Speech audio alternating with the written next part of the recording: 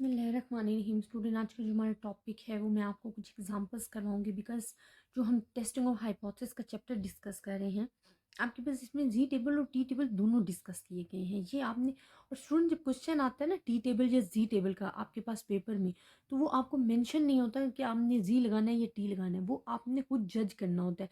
जैसे कि हम प्रीवियस वीडियोज़ में देख चुके हैं कि अगर सिग्मा नॉन है, अननोन है और एन लेस देन 30 है, ग्रेटर देन 30 है, तो हमने किस सिचुएशन को किस तरीके से फॉलो करना है, इसकी मैंने आपको समरी भी डिस्कस कर चुकी हूँ। अब आई थिंक आपको जो है ये क्लियर हो चुका होगा, बट मैं इससे रिलेटेड कुछ एग्जांपल्स करवाती हूँ ताकि जो आपका कॉन्सेप्ट है वो मज़ीद क्लियर हो जाए।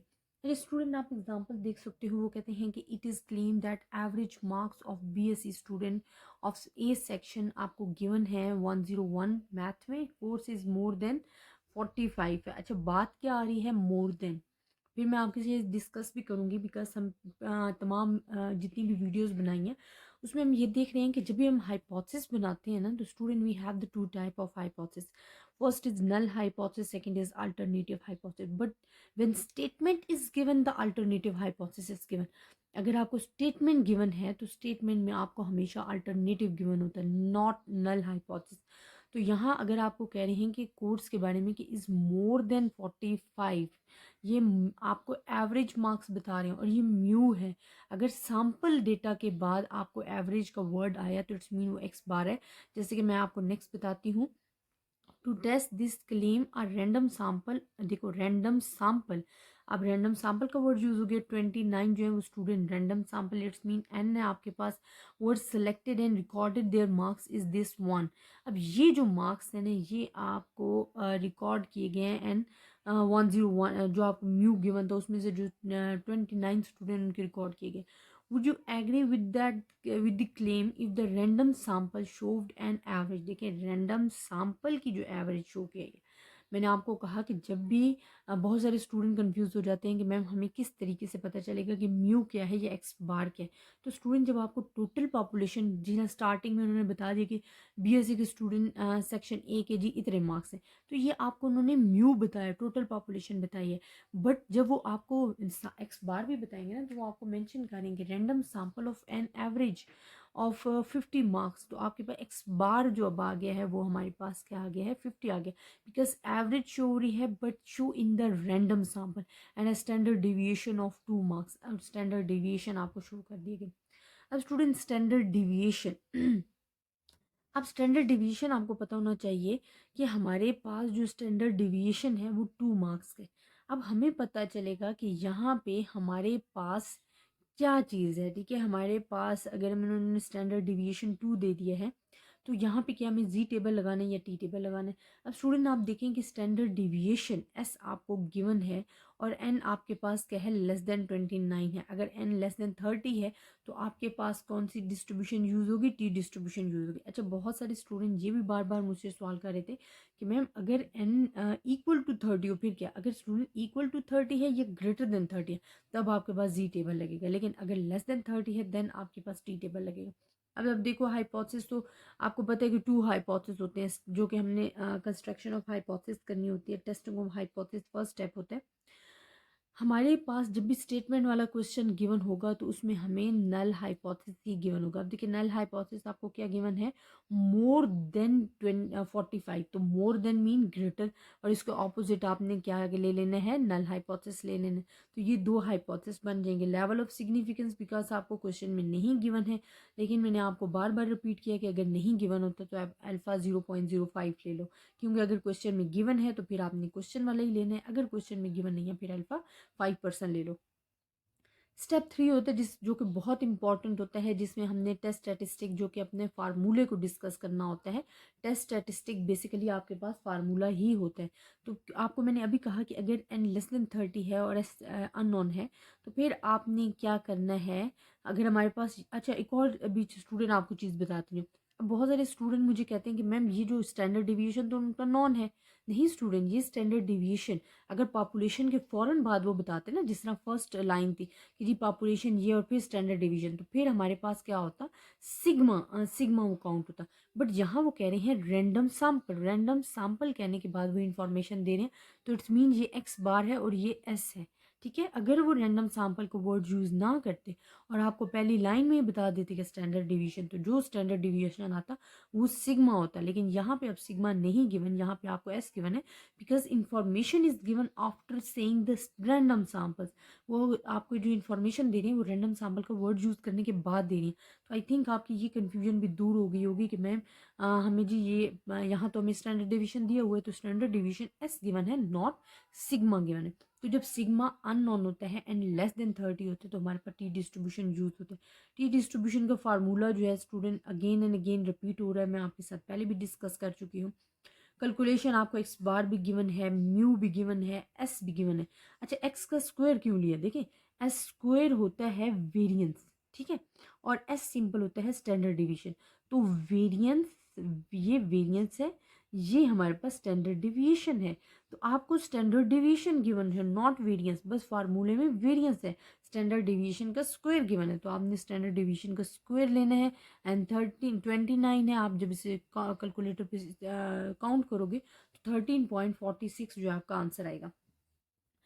अच्छा, क्रिटिकल रीजन जो हमारे पास फिफ्थ स्टेप होता है उसमें स्टूडेंट हमने टेबल वैल्यू जो है डिस्कस करनी होती है। टी टेबल में आपके पास डिग्री ऑफ फ्रीडम आ रहा होता है, जो कि डिग्री ऑफ फ्रीडम हमारे पास ये जो n-1 है ना, ये आपको गिवन है डिग्री ऑफ फ्रीडम मीन 29 है। अगर आपको गिवन है तो 29 - 1 करोगे तो हमारे पास 28 आना चाहिए। एन क्योंकि हमें यहाँ इन्होंने थोड़ी सी मिस्टेक कर दी है, यहाँ 24 नहीं 28 आना चाहिए, बिकॉज 29 टोटल एन है, -1 तो हमारे पास 28 आएगा। एंड अल्फा आपके पास 0.05 है और टी आपने ले लिया वैल्यू। और डिग्री ऑफ फ्रीडम देखने का जो मेथड है ऑलरेडी मैं आपके साथ डिस्कस कर चुकी हूँ, ठीक है स्टूडेंट। तो आपने देखना है कि आपकी जो डिग्री ऑफ फ्रीडम है वो 1.711 आ रही है। इसी तरह आप देखेंगे कंक्लूजन हमने देना है। अब हमारे पास कैलकुलेटेड वैल्यू और क्रिटिकल वैल्यू देनी है। अब ग्रेटर देन की बात है ना, तो जब हम वैल्यू भी बना रहे हैं ना स्टूडेंट, तो ये आपके पास जो बनी हुई है ये इसी तरह इन्होंने बनाया हुआ है नॉर्मेलिटी का। अब ये हमारे पास क्या नॉर्मल डिस्ट्रीब्यूशन है, ग्रेटर का वर्ड है तो उन्होंने यहाँ पे यूज़ किया। ये हमारे पास क्या है टेबल वैल्यू 1 पॉइंट, जो कि हमने यहाँ फाइंड किया 1.711 है। अब आपने देखना है जो आपकी जो कैलकुलेटेड वैल्यू है क्या वो एक्सेप्टेंस रीजन में फॉल करे या रिजेक्शन। अब इससे आगे सारा का सारा ये एक्सेप्टेंस रीजन है, उन्होंने लिखा भी हुआ है। और यहाँ से आगे हमारे पास क्या है रिजेक्शन रीजन है। आप देखो आपकी जो वैल्यू है ये तो 1.7 है, आपकी 13 है, तो 13 यहाँ पे कहीं लाई करेगी। तो 13 जो है वो लाई कर रही है रिजेक्शन रीजन। तो आप कंक्लूजन क्या दोगे? आप कंक्लूजन दोगे कि जो हमारी वैल्यू है it's fall in the rejection region, so we reject H0 and accept H1। तो इस तरह की मज़ीद एग्जांपल्स भी जो हैं स्टूडेंट आपके साथ डिस्कस की हुई हैं। मैं आपको एक और एग्जांपल करवा देती हूँ। यहाँ भी आपको अब लेस देन की बात हो रही है ये तो हमारे पास था ना ग्रेटर देन, अब लेस देन की बात हो रही है।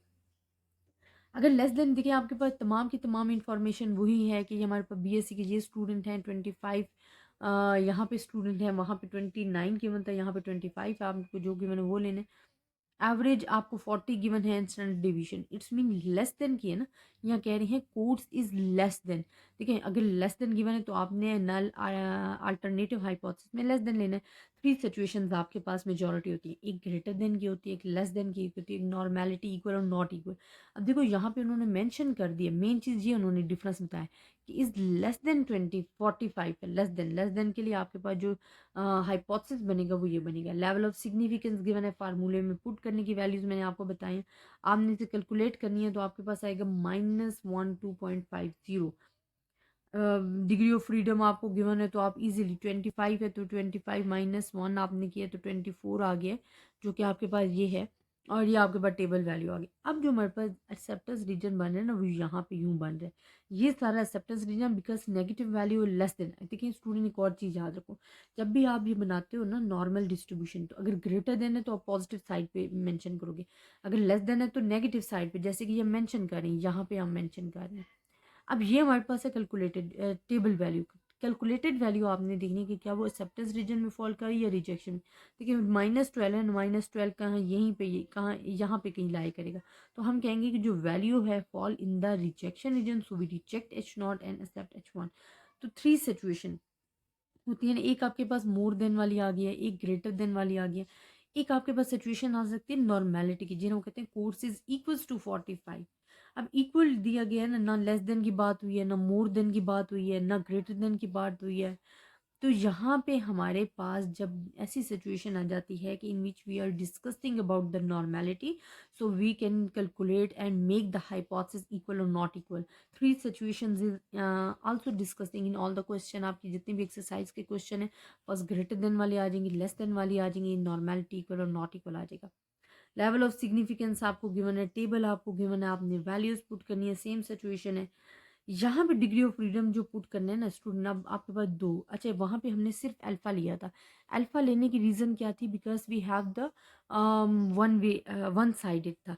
अब यहाँ पे हमारे पास टू साइडेड है, तो आपके पास अल्फा बाई टू आएगा, यहाँ पे भी यहाँ पे भी, और एन आपको गिवन है तो आपने ये डिस्कस करना है, ठीक है। तो ये आपके पास टू सिचुएशंस आ जाएगी। नॉर्मेलिटी में क्या है कि जो आपका वैल्यू है ना वो बोथ साइड पे लाई आ रही होती है, जैसे कि ये हम बता रहे हैं। अब यहाँ पे स्टूडेंट मैं आपको बता रही हूँ साथ साथ, यहाँ पे स्टूडेंट जो हमारे पास अब देखें लाई कर रहे हैं ना, ये आप देखेंगे हमारे पास जो लाई कर रहा है वैल्यू, वो यहाँ पे हमारे पास क्या है कि नेगेटिव साइड, यहाँ पे पॉजिटिव साइड। अब आपने देखनी कि जो आपकी कैलकुलेटेड वैल्यू है जो कि 1.25 है, वो एक्सेप्टेंस रीजन में फॉल करी, रिजेक्शन में -2 से +2 के दरमियान, ये हमारे पास है 1.25 जो कैलकुलेटेड, इट्स मीन ये एक्सेप्टेंस रीजन में फॉल कर रही है, तो हम H0 को एक्सेप्ट कर देंगे और रिजेक्ट कर देंगे H1 को। अब स्टूडेंट आप देखें हमने three situations at a time discuss की हैं सेम क्वेश्चन पे। अगर आपके पास क्वेश्चन आ जाता है जिसमें हाइपोथेसिस बनाने पड़ जाते हैं कि आपने लेस देन लेने, इक्वल लेने हैं या नॉर्मेलिटी की सिचुएशन है, तो वहाँ पे आपने इस तरीके से फॉलो करना है। और आप देख रहे होगे कि इन तीनों का we have the different result, ठीक है। एक स्टेटमेंट चेंज हो जाने से we have the different results in three situations. तो स्टूडेंट आई होप आपको इन थ्री सिचुएशंस का जो डिफरेंस है समझ में आया होगा। ज़्यादा से ज़्यादा स्टूडेंट्स के साथ शेयर कीजिएगा। अगर आपको फिर भी किसी भी किस्म की कन्फ्यूजन है तो आप मुझसे डिस्कस कर सकते हो। ज़्यादा से ज़्यादा स्टूडेंट्स के साथ शेयर कीजिएगा। अपनी दुआओं में याद रखिएगा। अल्लाह हाफिज़।